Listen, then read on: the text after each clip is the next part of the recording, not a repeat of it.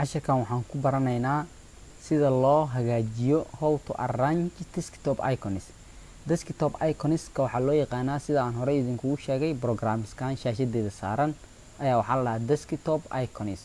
Icons-kan qaabka loo arrange gareeyo, qaabka loo hagaajiyo. For example, hadda waa iskugu kala toosan yihiin laba sadar iyo hal laba sadar iyo halkan xabo. Tusaale ahaan aan isku dhex yaacino kan soo qaad inta geey, kan soo qaad xagga geey, waa qabanaa muuska ku qabo ku jiid meel dhig. Hadda maxaa dhacaya? shaashadeedii maxay noqonaysaa isdhex yaac.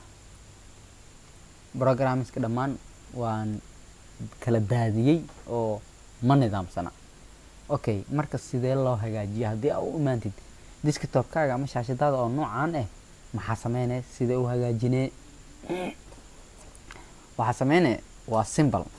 meel banaan shaashadaada kamid ah tag, right click ku dheh, view tag.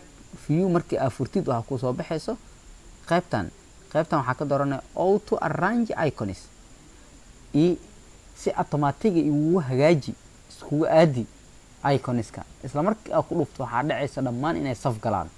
bal aan aragno maxaa dhacay. hadda maxay saf ay galeen ujeedaa laba sadar iyo hal. hadda waa nidaamsan yihiin arrangement loo sameeyay. hadda icons-kayga waa la isku hagaajiyay, waa la nidaamiyay.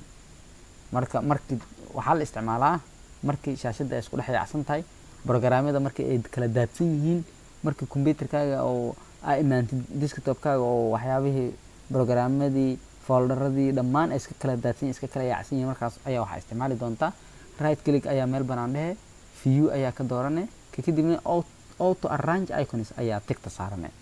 waa isku ka hagaagayaan.